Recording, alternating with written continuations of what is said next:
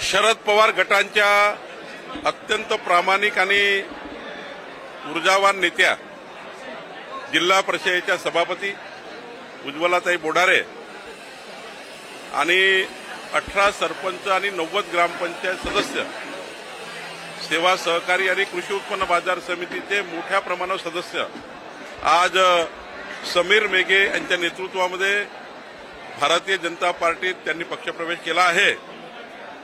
नागपूर जिल्ह्याकरता हा दिवस फार आनंदाचा आहे। उज्ज्वलाताई बोडारे एक सक्षम नेतृत्वात भाजपमध्ये आले आहेत। याचा किती फटका येणाऱ्या स्थानिक स्वराज्य संस्थेला बसेल आणि हा मोठा फटका राष्ट्रवादीसाठी असणार? येणाऱ्या जिल्हा परिषद, पंचायत समिती, नगरपालिका, नगरपंचायत निवडणुकीमध्ये एक मोठा विजय हिंगणा विधानसभा मतदारसंघामध्ये नागपूर जिल्ह्यामध्ये भारतीय जनता पार्टीला होईल। कारण जी काही मतं विधानसभा निवडणुकीमध्ये रमेश बंग साहेबांना हिंगणा विधानसभेत मिळाली होती, ती सर्व मतं म्हणजे इतका मोठा मताचा गठ्ठा आज भाजपमध्ये ऍड झालेला आहे।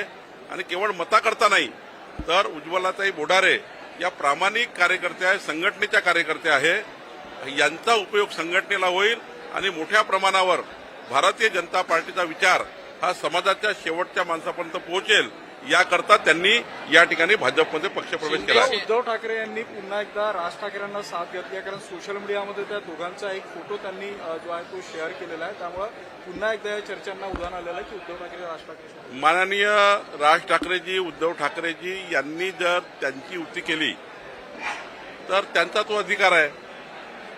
शेवटी महाराष्ट्रामध्ये कुठल्या पक्षाच्या नेत्यांनी कोणासोबत युती करायची, कशी करायची हा त्यांचा विचार आहे।